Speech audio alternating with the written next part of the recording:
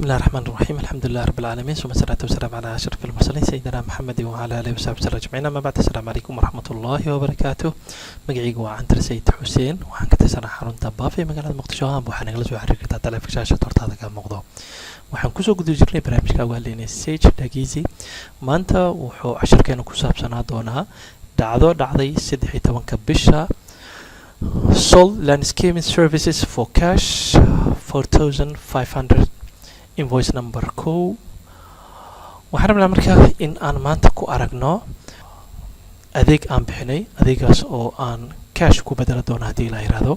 marka waxay noqonaysaa in aan sameynayno dakhli amba una soo galayo lacagtaasna ay ka imaanayso adeeg shirkadeena ay qabatay waxaa la iibiyey adeegaasna waxaa lagu bedeshay lacag naqdi oo cash ah qadarta lacagta waxay noqonaysaa $4,500 kadibna boonadaas ayaa la qoray invoice-kaas ayaa la sameeyey oo service-ka naftigiisa waxaa jiro invoice loo isticmaali kara ayaa jiro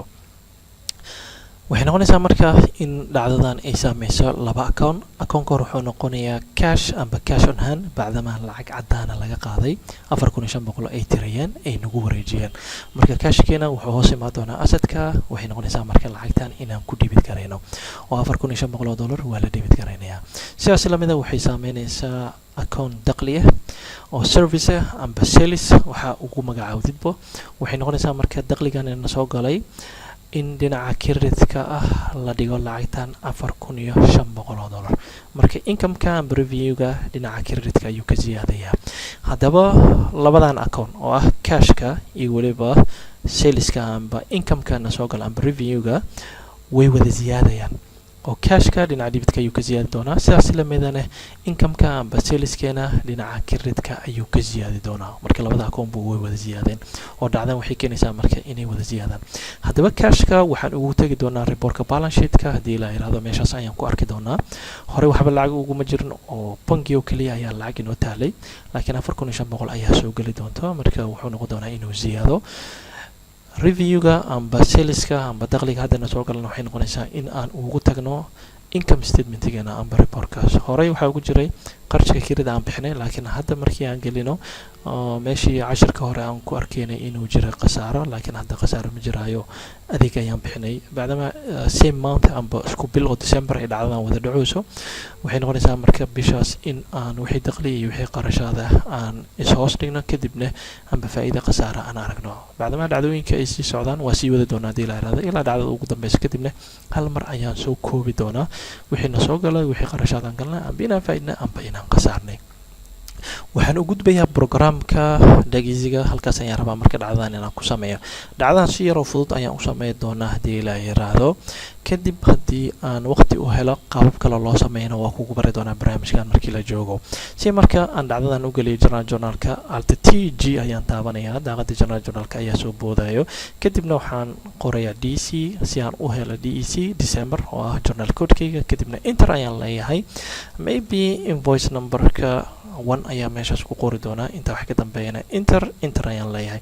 dhacdadan waxay dhacaysaa December 13keeda haddii uu waqtiga ka qaldan yahay si tartiib ah ayaa u hagaajinaysaa 12 ayaan leedahay haddii uu ku saxsan yahayna waa sida la rabo sidaas la midana waxaa guji kartaa meeshaas yar fanaxda ah si aad u heshid kalendarka oo bishan December maalmaheeda wixii dhan meeshan waa ka dooran kartaa maalinta ay tahay adiga ayaa sameey karo marka waxay noqonaysaa in aan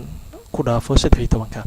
inta wax ka dambeeya waxaan soo qabanayaa F5 ayaan leeyahay account ugu horeeya ayaan soo qabanayaa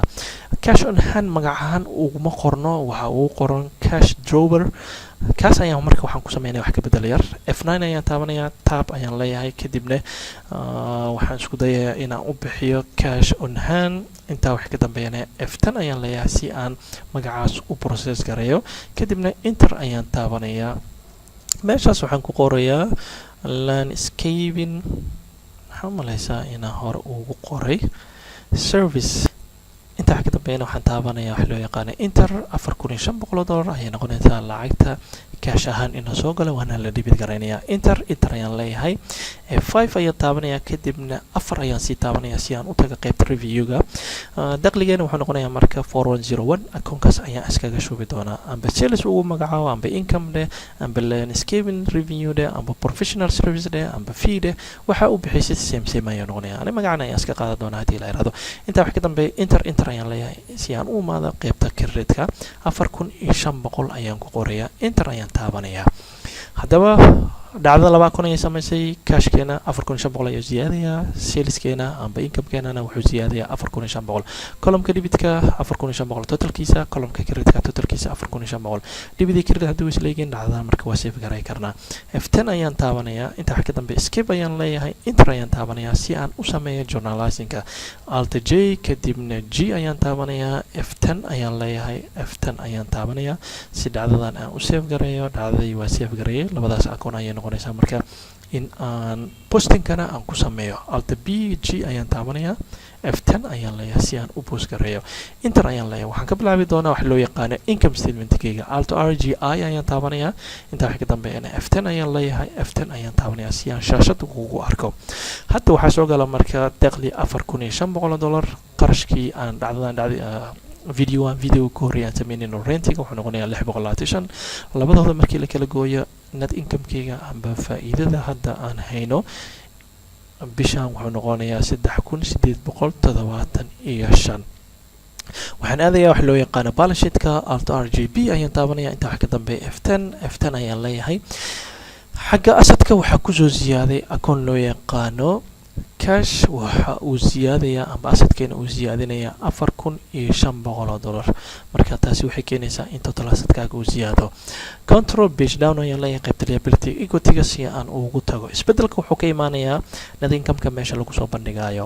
sida caadiga ah markii manualka la joogo balance sheet-ka markii la diyaarinayo manualka lama diyaari karo marka hore waxaa lasoo diyaariyaa income statement-ga kadibna waxaa la diyaariyaa statement of owners equity meeshaasoo laga soo raadinayo ending capital-ka oo beginning capital-ka ayaa waxaa loo geenayaa additional investment hadduu jiro kadibna waxaa loo geenayaa net income-ka haddii oo net la jirno waa laga goonayaa si loo helo ending capital kadib ayaa manualka balance sheet-ka la diyaari jiray laakiin markii la joogo programmidan net income-ka oo hadda aan soo arkayn income statement-geena iyo weliba balance sheet-ka qaybta hoose ee capital-ka hoose imaanaya net income-ka way isku xiran yihiin lacagta haddaan soo aragno waa 3875 si toos ah ayuu balance sheet-ka ugu xiran yahay qaybta hoose ayaa loo dhigayaa si balance sheet-kaaga labada dhinac uu isku mid u ahaado oo dhinaca asadka waxaa ziyaada $4500 ayaa waxaa ku darsoomay cashka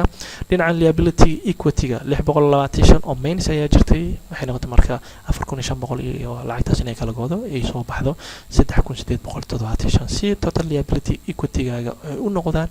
35625 isla markaasna ay ula ekaadaan total asset-keena oo ah 35625 maanta insha Allah taala casharkeena intaas ayaan ku hakeynaa inta cashar lamida aan ku kulmayna waxaan idinkaga tagayaa sidaas iyo